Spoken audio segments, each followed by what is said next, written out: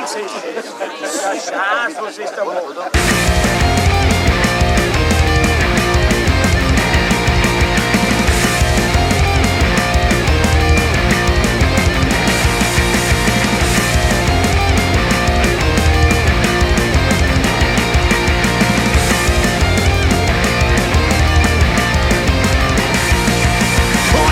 Fußballplatz, wo ich mit meinen Freunden, es war Garde. Meine Mannschaft hat noch niemals gewonnen, das ist mir egal, es gibt die Trade. Der Trade, der kennt die Kantine und die hat für uns immer was zum Tschechern. Das sind wir alle dort, der Hans, der Peter und der Freddy und der Bechern. Die kommt hier da! Ein Fußballplatz ohne Bier ist wie ein Häusl ohne Tier, ist wie ein Schwimmbad ohne Wasser, ist wie eine Nonne ohne Kloster, ist wie ein Flugzeug ohne Flügel, ist wie ein Maulwurf ohne Hügel. Ja, ein Fußballplatz ohne Bier gibt's einfach nicht bei mir.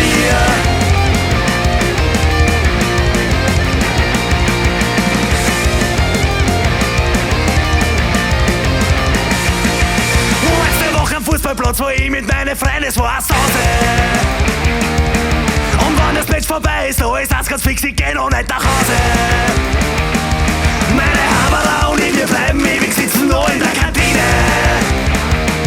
Man kann sagen, was man will, doch wenn's ums Saufen geht, da haben wir viel Routine.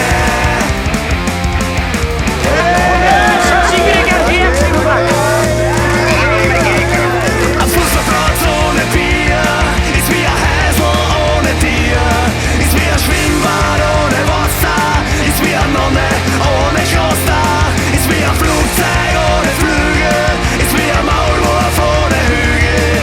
Ja, ein Fußballplatz ohne Bier gibt's einfach nicht bei mir.